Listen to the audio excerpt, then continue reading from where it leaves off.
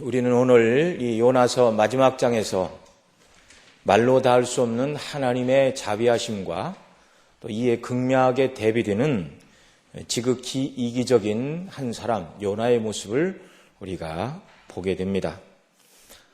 사도 바울은 나의 나된 것은 하나님의 은혜라 그렇게 고백했는데요. 요나의 요나된 것도 하나님의 은혜였습니다. 하나님의 은혜로 이스라엘 백성으로 태어났고 하나님의 은혜로 구원받았고 특별히 선지자로 부르심을 받았습니다. 그 불순종하여 바다에 던져졌지만 하나님께서 예비하신 물고기를 통하여 목숨을 건진받는 그런 은혜를 입었고 또 뱃속에서 회개하자 다시금 하나님이 기회를 주셔 선지자의 사명을 감당하도록 계속되는 은혜 위에 은혜를 주셨습니다. 그리고 자신이 이제 니느웨에 가서 하나님의 임박한 진노를 그들이 선포를 하자 니느웨 백성들이 회개를 하고 하나님께 돌아왔습니다. 여러분, 어떤 설교자가 정말 하나님의 진노가 가까웠습니다. 당신들 죄 가운데 여전히 있으면 멸망할 것이요 회개를 외쳤다고 했는데 그러자 모든 사람이 그 말을 듣고 회개하고 돌이키면 그렇게 증거한 설교자가 기뻐해야 됩니까? 슬퍼해야 됩니까? 기뻐해야죠. 말할 수 없는 하나님의 은혜이고 백성들을 긍휼히 여기시는 하나님의 자비로운 행사가 드러난 것이죠. 그런데 이 요나는 기뻐하지 않았습니다. 하나님의 은혜로 하나님의 백성이 되었고 자녀가 되었고 선지자가 되었고 또 회개한 후에 다시금 기회를 주시고 은혜를 베풀어 주셨지만 하나님께서 니느웨가 회개하자 그들에게 재앙을 내리시지 않고 하나님이 은혜를 베푸시는 것이 요나에게는 너무 마땅치 않은 처사처럼 느껴졌습니다.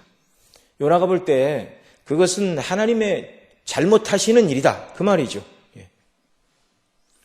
자신은 정말 하나님이 그 백성을 용서하실까 두려워서 니느웨로 가라 할 때 니느웨로 가지 않고 다시스로 가는 배를 타고 다른 방향으로 갔는데 하나님이 결국 나를 이곳에 보내시더니 정말 이 백성들이 회개하자 하나님이 진노를 내리시지 않으니 자기가 처음에 다시스로 간 것이 오히려 잘한 일인 것처럼 그렇게 하나님 앞에 항변을 하며 화를 내고 있는 이런 모습입니다.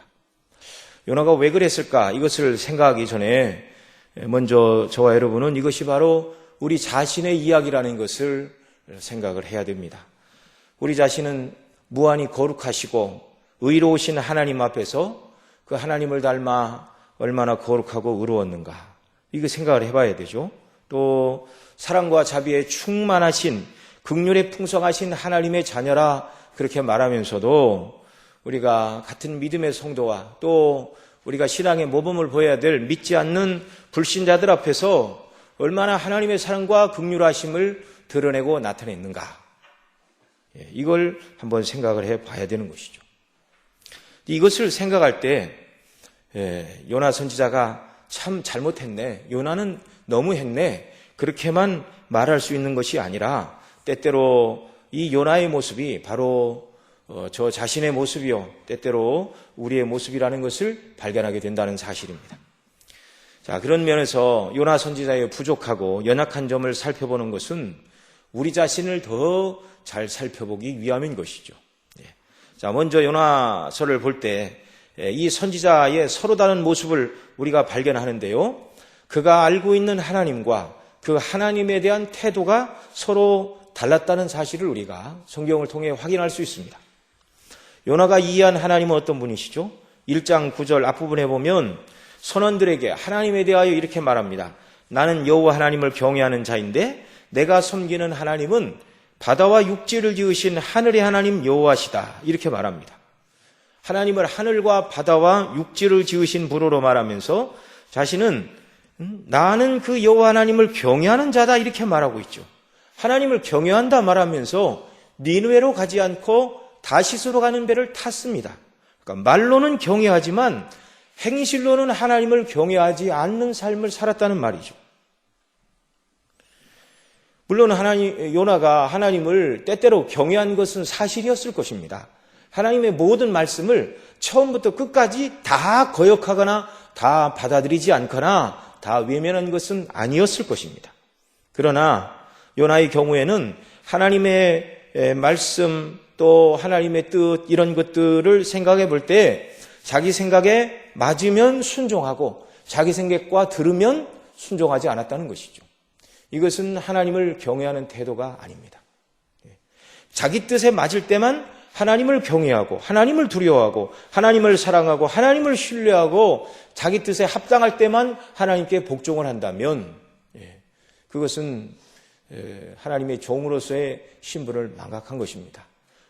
정말 우리는 한번 생각을 해봐야 됩니다. 내가 이해하지 못해도 하나님은 항상 오르시고 내가 다 깨닫지 못해도 하나님은 정말 틀린 것이 없으신 온전한 분이라는 사실을 우리가 전제를 하고 정말 신앙생활을 해야 되는 것이죠.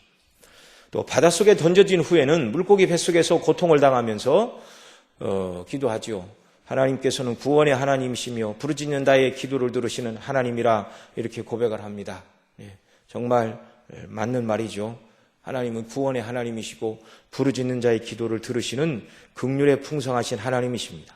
그러나 그런 하나님의 자비하심과 긍휼하심, 정말 구원의 하나님을 향하여 부르짖고 회개할 때 들으시는 하나님이다 이렇게 말해놓고 자기가 하나님을 향하여 고래 뱃속에서 회개하고 부르짖을 때 하나님이 응답하시자 참 하나님은 좋은 분입니다. 선하시고 영광스러운 분입니다. 그렇게 말하다가도 자기가 미워하는 니느웨 사람들이 하나님께 회개하고 부르짖자 구원의 하나님이 응답하시고 부르짖는 기도를 들으시고 하나님이 재앙을 내리시지 않자 토라지고 말았다는 겁니다. 그러자 성을 내고 있습니다. 죽기를 소원하여 니느웨에 베푸신 하나님의 구원을 아주 싫어하고 불쾌하게까지 생각을 했습니다. 이것이 하나님의 자비에 대한 요나의 이중적인 감정의 표출. 자, 경외한다 하면서 자기 마음에 들 때만 경외하고 또 하나님을 자비하신 분이다 부르면서도 내가 힘들고 어려울 때 하나님께 긍휼을 구하고 자비를 베풀어 주시면 그것은 온당하거니와 원수와 또는 내가 미워하는 사람들이 회개하고 기도할 때 그것을 들으시면 그것은 하나님이 그렇게 하시면 안 될 일이라고 하나님의 자비에 대한 이중적인 잣대를 요나가 가지고 있었다는 말이죠. 흔히 사람들이 그런 말을 하죠. 내가 하면 노맨스, 다른 사람이 하면 불법, 그렇게 얘기를 하는데요. 이와 같이 요나가 가지고 있던 하나님에 대한 지식은 상황에 따라서 변덕을 부렸습니다. 한마디로 얘기하면 요나가 가지고 있던 하나님에 대한 지식은 그의 삶 속에서 일관되게 적용되지 않았다는 것이죠. 이런 요나의 모습이 때때로 저와 여러분에게서는 발견되지 않는가 생각을 해봐야 됩니다. 때때로 우리는 연약하기 때문에 공의와 사랑에 대하여 균형을 잃어버리고 내 자신에게는 하나님의 사랑만 들이대고 하나님의 사랑만 요구하고 다른 사람에게는 저 미운 사람, 나를 괴롭게 하는 사람, 저 원수 같은 나라들은 하나님이 공의로만 평가하시고 심판해 주시기를 구하고 있지는 않는지. 이렇게 이기적으로 하나님의 말씀을 보면 독선에 빠지게 되는 것이죠. 여러분, 우리가 하나님의 성품을 아는 것과 그 하나님의 성품을 따라 사는 것은 다른 문제입니다. 또 하나님의 성품을 아는 것과 그 하나님의 성품을 우리가 소유하는 것도 엄청나게 차이가 있는 문제입니다. 여러분, 우리가 배운 대로 사람이 변하고 배운 대로 다 실천할 수 있다면 얼마나 좋을까요? 하나님이 누구신가를 깨닫는 만큼 우리도 말씀 안에서 변화되고 하나님의 사랑만큼 우리가 하나님의 사랑을 실천할 수 있다면 얼마나 좋을까요? 그러나 절대로 이런 일은 한순간에 이루어지지 않는다는 것입니다. 그래서 하나님의 도우심과 은혜를 우리가 날마다 구하고 배워야 하는 것이죠. 우리가 가진 하나님에 대한 지식이 실제 상황에서 적용될 때 그 사랑의 하나님이 우리 삶 속에서 내가 하나님의 사랑을 받았으니 내가 다른 사람에게 사랑으로 대해야 된다라고 하나님을 아는 지식이 우리 삶 속에서 능력으로 나타나지 않으면 때때로 우리는 요나와 같이 내 마음에 들지 않는 일들을 바라보면 억지를 쓰게 된다는 것입니다. 그래서 우리의 기도는요, 하나님이 어떤 분이신가를 알게 해주십시오라고 기도해야 될 뿐만 아니라 그 하나님을 닮게 해주시고 그 하나님을 닮아 살아가는 긍휼을 베풀어 달라고 기도해야 됩니다. 이것이 성화인 것이죠. 주님을 더 알게 해주시고 내 마음이 주님의 마음을 담게 하시고 주님이 어떤 분이신가를 아는 것만큼 주님의 삶에 참여하는 이런 은혜를 베풀어 달라고, 그래서 나의 삶을 통하여 주님의 영광스럽고 아름다운 성품과 사랑이 드러나게 해달라고 저와 여러분은 소원하고 이렇게 살아야 하는 것이 마땅한 줄로 믿습니다. 오늘 4장 1절 말씀 함께 같이 읽겠습니다. 시작. 요나가 심히 싫어하고 노하여. 여기 요나가 심히 싫어하고 노한다 이렇게 말하고 있는데요. 싫어하고 분노를 바라는 이유가 3장 10절입니다. 3장 10절 같이 읽습니다. 하나님이 그들의 행한 것 곧 그 악한 길에서 돌이켜 떠난 것을 감찰하시고 뜻을 돌이키사 그들에게 내리라 말씀하신 재앙을 내리지 아니하시니라. 바로 이것이 요나로 하여금 심히 싫어하고 노하게 만들었습니다. 죄인이 회개하고 하나님께 돌아오는 것은 너무나 감사하고 기쁘고 영광스러운 일인데 어쩐 일인지 하나님의 종 요나는 이것이 좋지 않았습니다. 심히 싫어하고 분노를 자아내는 일이었습니다. 싫어했다는 말은 근심과 슬픔을 나타내는 말이고요. 노했다는 말은 불탄다, 충돌한다, 진노한다 그런 말입니다. 그러니까 니느웨가 회개하여 하나님의 심판을 면하고 하나님 그들에게 재앙을 내리시자 요나가 보기에는 죄인들에게 공의로 심판하시지 않는 이 하나님의 처사가 온당하지 않은 것으로 비춰졌다는 것이죠. 그것은 요나로 하여금 큰 슬픔과 근심을 가져다 주는 것이었고 저들은 망해야 된다는 불타는 진노가 그의 마음에서 이글이글 끌어올랐다는 말입니다. 요나의 마음속에는 악인들의 죄에 대한 공의와 진노만 충만했다는 것입니다. 죄인들이 회개하고 하나님께 집단적으로 돌아오는 은혜, 이걸 이제 우리는 부흥이다 그렇게 얘기를 합니다. 한두 사람이 아니라 집단적으로 회개하고 하나님의 은혜 가운데 돌이키는 이런 역사, 이것은 성령님의 역사가 아니면 불가능한 일인데요. 이런 부흥의 역사는 하나님이 이루신 긍휼과 자비의 영광스러운 표현이죠. 그런데 니느웨가 이스라엘을 괴롭힌 원수라는 이유로 그들이 회개하고 하나님께 돌이켰음에도 불구하고 즐거워하고 기뻐해야 할 선지자가 이것을 악한 일로 여기고 근심과 슬픔을 느끼며 저들은 망해야 된다는 불타는 진노의 마음이 그 속에 타올랐다는 것.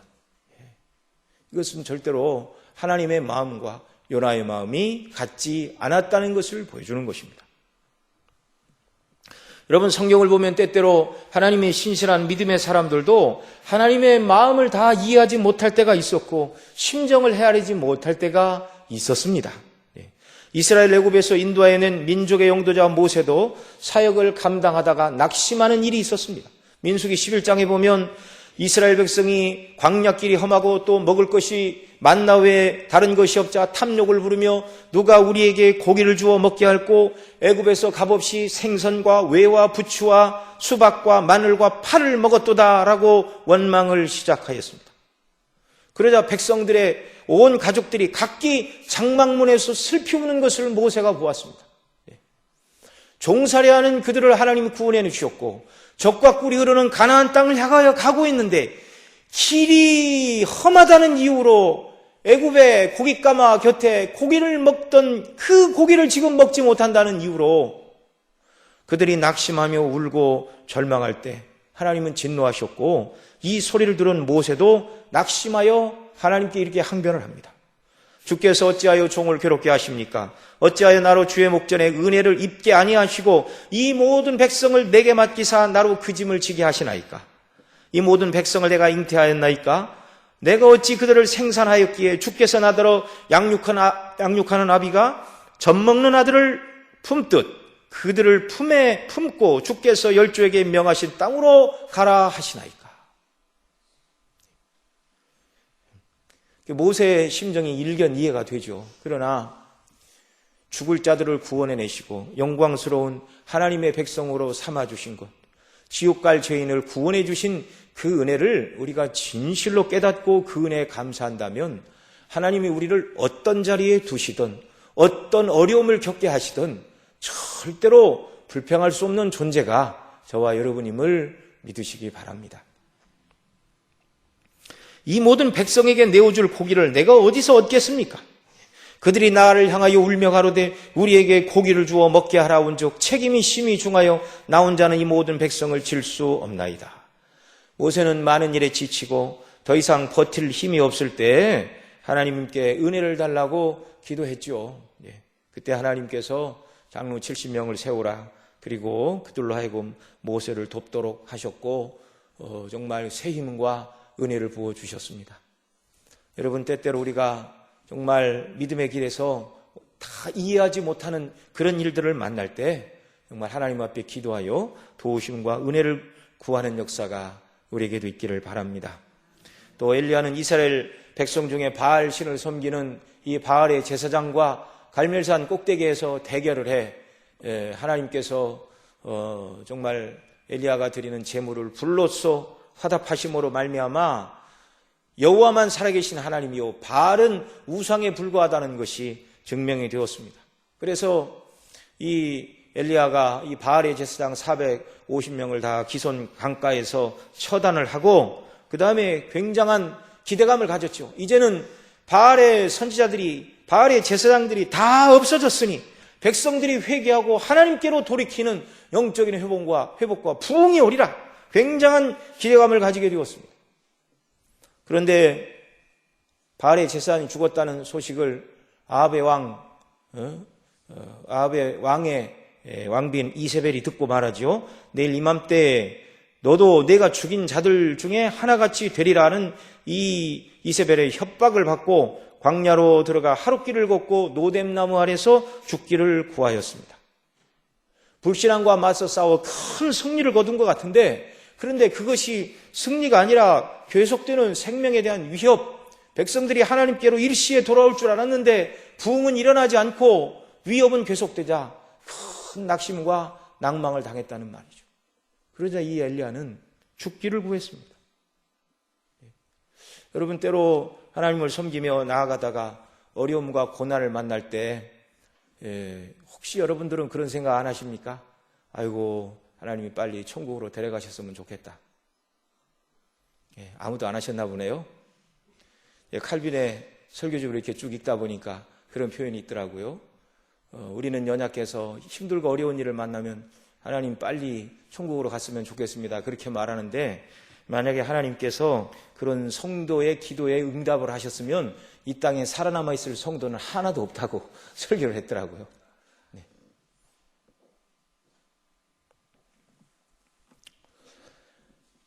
믿음으로 선한 싸움을 싸웠는데 왜 악한 아합 왕과 이세벨 같은 여인은 하나님이 살려두셨고 정말 내가 이와 같은 고난과 어려움을 당하는가?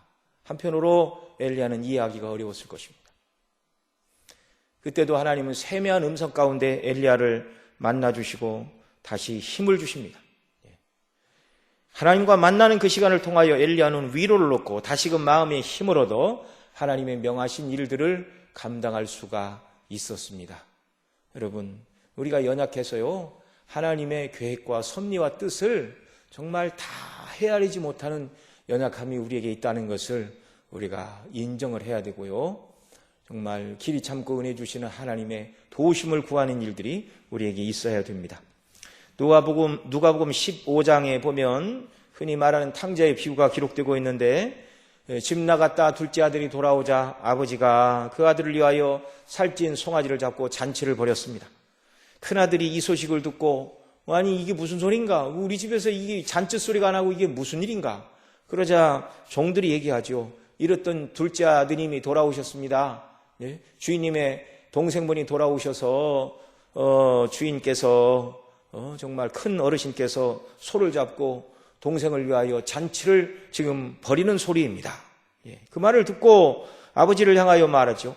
나를 위하여는 염소 새끼라도 주어서 내 벗과 즐기게 하신 일이 있습니까? 라고 따졌는데요. 그때 아버지는 말했죠. 너는 항상 나와 함께 있으니 내 것이 다 내 것이다. 때때로 우리는 큰 아들과 같이 하나님의 은혜를 누리지 못하고 수고하고 고생만 한다고 생각할 수도 있습니다. 그런데 이 아버지는 말하죠. 내가 항상 너와 함께 있었고 그것이 바로 은혜다. 그게 하나님께서 우리에게 하시는 말씀이죠. 성도들은 항상 하나님 앞에서 하나님의 자녀요, 정말 하나님 말씀대로 순종하고 동행하고 살아가는 그것 자체가 이미 하나님 주시는 큰 은혜요 복을 받은 증표임을 믿으시기 바랍니다. 때때로 우리가 요나와 같고 탕자의 형과 같이 하나님의 행사를 다 이해하지 못하여 불평과 불만이 갖는 경우도 많이 있는데요. 하나님은 요나를 설득하시어 온전히 하나님을 알게 하시고 하나님의 은혜가 무엇인가를 깨달아 알고 돌이키도록 그런 은혜를 주셨습니다. 때때로 우리는 바라고 소망하는 일이 잘 되지 않는다고 하여 하나님에 대한 불순종을 정당화한 것은 정당화하려고 한 적은 없는가? 하나님께서 내가 이만큼 했는데 하나님이 나를 모른 척 하시니 나도 더 이상은 하나님 잘 섬기는 것은 불가능합니다. 그건 참 있을 수 없는 일이죠. 하나님이 누구신가? 하나님이 어떤 은혜를 우리에게 베풀어 주셔서 지옥 형벌을 면하고 자녀가 되게 하고 천국의 후사를 삼아 주셨는가를 온전히 깨닫게 될 때 어떤 형편과 처지에 그리스도인들이 떨어지게 된다 할지라도 절대로 불평할 수 없는 것입니다. 온유한 자는 땅을 기업으로 받는다. 성경이 그렇게 말씀을 하고 있는데요. 그 온유한 자라는 표현이 하나님이 나를 죽이신다 할지라도 나는 한마디도 대꾸할 것이 없는 사람입니다. 잘한 것이 없기 때문에 오직 주의 은혜로 살기 때문에 그것이 이제 온유한 사람의 마음의 태도이죠. 요나는 2절에서 이렇게 말합니다. 여호와여 내가 고국에 있을 때 이러하겠다고란 이 말은요. 내가 니느웨로 가서 하나님 심판을 외치면 그들이 회개하고 돌이켜 혹시라도 하나님의 심판이 이르지 않을 것 같으니 그러면 죄인들에 대한 하나님의 공의가 시행되지 않는 일이 생길지도 모르니 나는 못 가겠다. 고객이 있을 때 나는 못 가겠다. 그렇게 말씀하지 아니하였나이까? 이 말입니다. 그래서 내가 빨리 다시스로 도망했습니다라고 니느웨로 가지 않고 다시스로 도망했던 과거의 자신의 행동이 옳았다라고 항변을 하고 있습니다.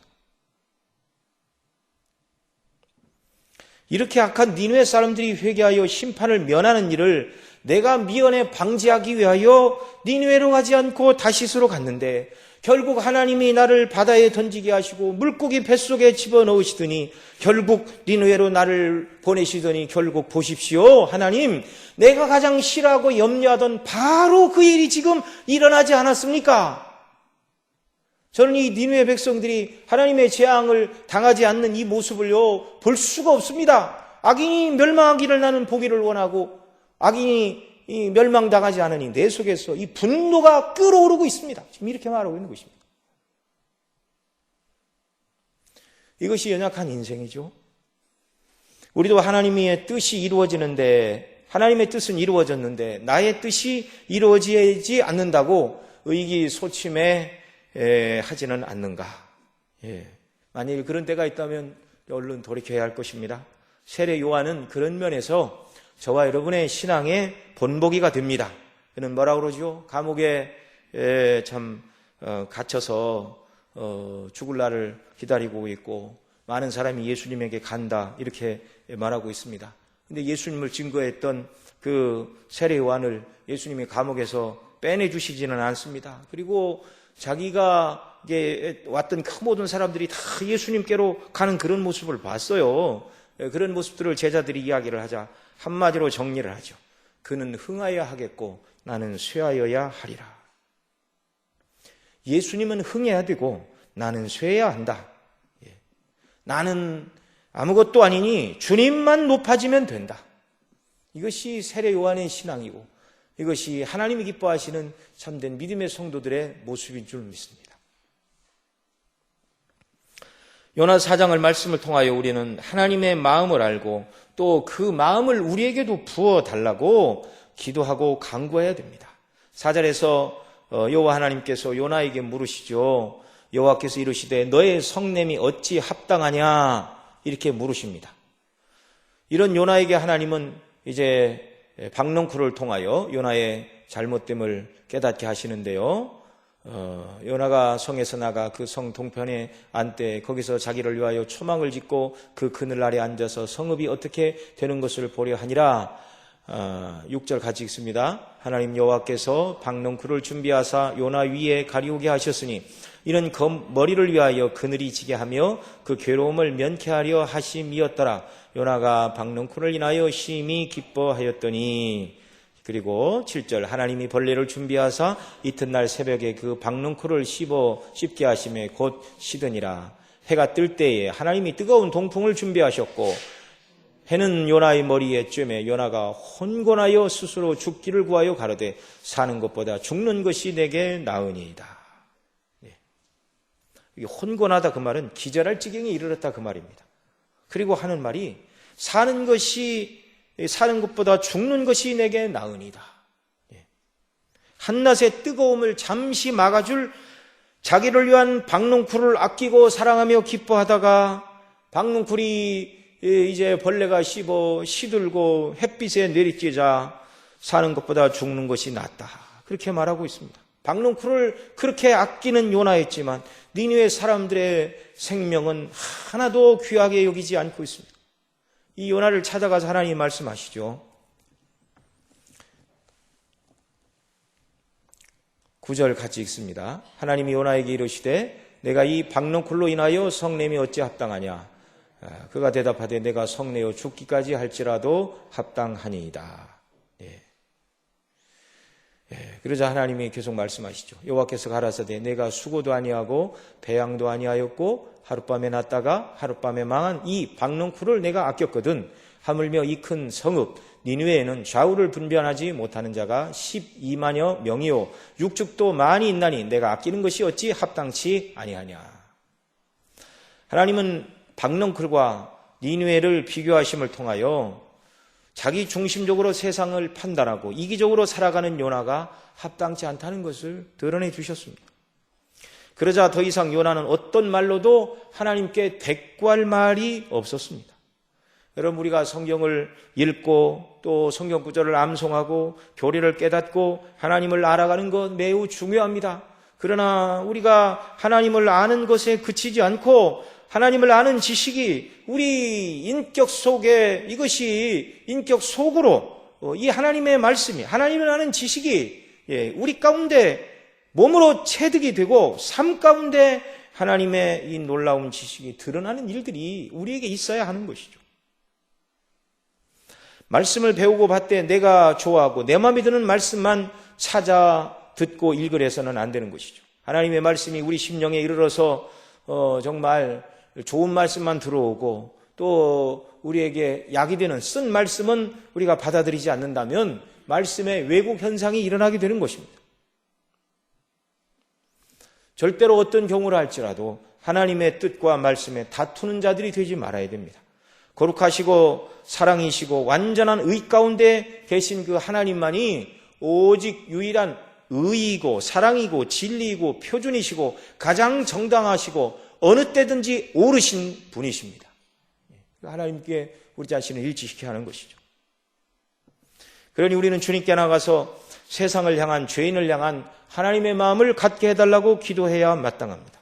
내가 보기에 좋아 보여도 주님께서 합당치 않다 말씀하시는 것은 합당치 않은 것입니다. 주님께서 옳다고 말씀하시는 것에 우리가 그렇지 않다고 고집을 부리는 자들이 돼서는 안 되는 것이죠.